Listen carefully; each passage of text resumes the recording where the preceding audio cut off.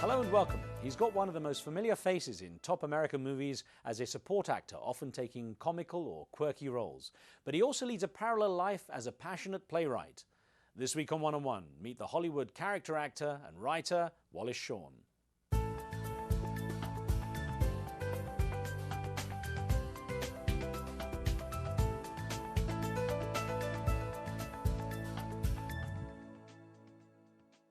Born into a prominent Jewish family in New York, he soon became aware of his privileged life on the Upper East Side in the 1950s as the son of the prominent New Yorker magazine editor William Shawn and his journalist wife Cecile, originally from Chicago. Wallace Shawn also discovered his ability to entertain people and soon developed a passion for writing and creating storylines, some of which were acted out in puppet shows with his brother Alan.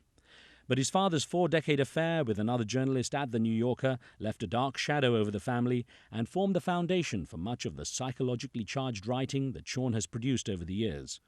He originally planned to be a diplomat, graduating with a BA in history from Harvard University and studying economics and philosophy at Oxford. He even traveled to India as an English teacher on a Fulbright program. In spite of his remarkable success as an actor, which he describes as almost accidental, Shawn always continued to pursue his creative desire to write plays and essays, many taking on a strong political theme in more recent years, although dysfunctional relationships still feature strongly, in contrast to his own long-term successful relationship with writer Deborah Eisenberg. Whatever happens in front of the camera, it's clear from talking with Wallace Shawn that his passion is, and will remain, being a writer, and a good one at that. Wallace Shawn, a pleasure to speak with you, sir. Great to be here. You know, you've got one of those faces that, of course, everyone knows from the big screen and the small screen, but you've got like a parallel life, you know, the writing, which is actually, I know, a very important part of your life. It's often kind of dark and controversial material that you tap into there. What drives that? I suppose from an early age, I always thought there were mysterious, secret things going on that I didn't understand, and certainly from about the age of 12, the things that I wrote seemed to be trying to uncover these secret things that aren't ordinarily discussed. How do you balance now, because of course you do so much work on screen as well, and you have the theatrical, the writing, the theatrical work as well. How do you balance the two? Do you find that sort of political expression now is taking over more and more? Well, I've always been interested in those things, and my life is confusing even to me because well, being an actor is a strange thing to do for any human being because you drop your own persona, which to some extent is fake anyway, and you get to be other people or pretend to be. That's a strange and confusing activity, which I undertake, you know, many times a year. And then I write plays which also have to do with other people. And really these essays that I've written are quite an unusual element in my life where it's really me talking as me. But yes, my life makes no sense and it's quite confusing at times. Your father, actually, you're from a prominent Jewish family. Your father, William, was the legendary editor of The New Yorker. And I know that the family was a turbulent one. He led a sort of double life, a long-running affair. And a lot of it was hidden from you as a child, you and your brother Alan. Is that really where the roots of the feeling something was being kept from you come from, when you write about it now? Well, it's definitely true that like many families, ours had a big secret in it.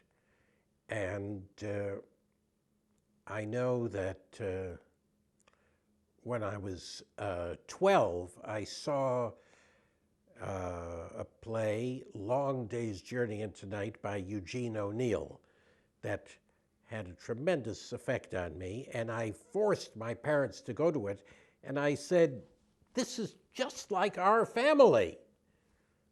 And they said, "But your mother is not a dope addict.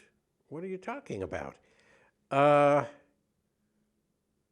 and yet somehow I think that there was something rather secretive and mysterious in our family that did remind me of that family.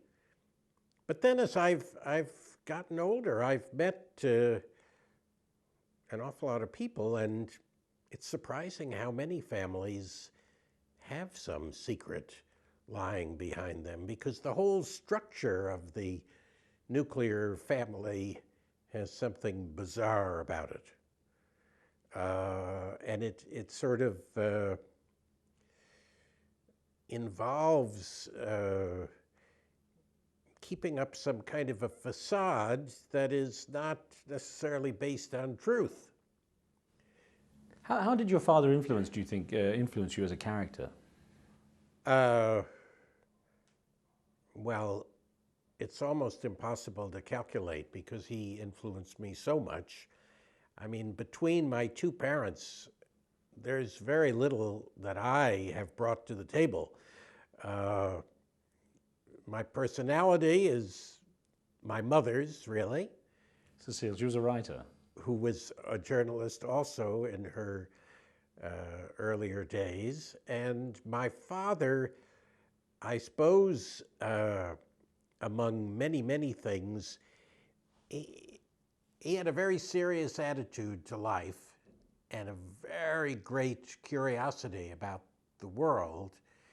And he was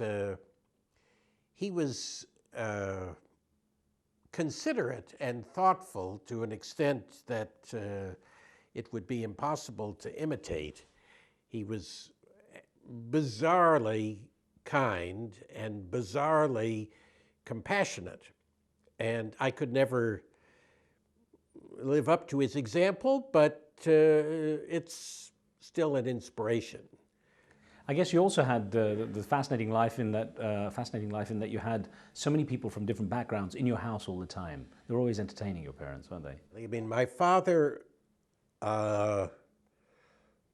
was not very at ease with people, with the possible exception of when he was literally sitting in his office and, to coin a phrase, talking one-on-one with a writer.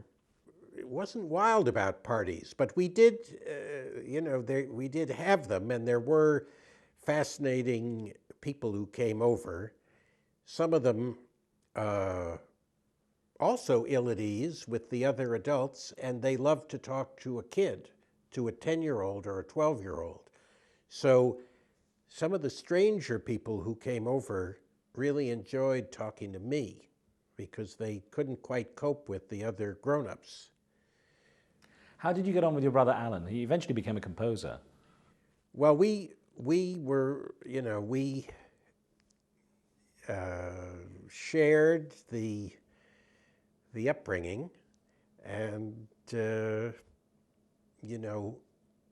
I have memories that we fought as boys. I don't know how seriously we did, but certainly since I've been 12 or so, we've been very, very close, and very, very close, and have even collaborated a bit on artistic things. It's interesting, growing up as a child in the Upper East Side there in New York, that you actually did puppet shows to entertain parents and friends, but the subjects were interesting. I know one of them, for example, was on the strife in Congo, for example. Your sort of political side was coming out early. Well, we were always interested in those things. I'm not sure our analysis was very profound, but we did do quite I mean, for us, it was quite a serious puppet show. It had Patrice Lumumba in it, and it had, I think, Kasavubu, and it was serious. I think one on the life of Wittgenstein. We did. Well, that I knew a little more about, really. I mean, you know, if you, that was, because I kept wanting to do these puppet shows past the time we were kids. My brother, my younger brother, who did the music, at a certain point said, "Whoa, we're grown up now. We can't keep doing this." I wasn't terribly interested in growing up. I rather, I mean, I didn't like being a kid when I was really a little boy. I found that unbearable, and I wasn't fond of hanging out with other kids. I really preferred grown-ups. But once I was I don't know, 18 or so, I don't think I was in an enormous hurry to go out and make a living or be an adult. Well, we have many more questions for you. More one-on-one with Wallace Shawn in just a moment.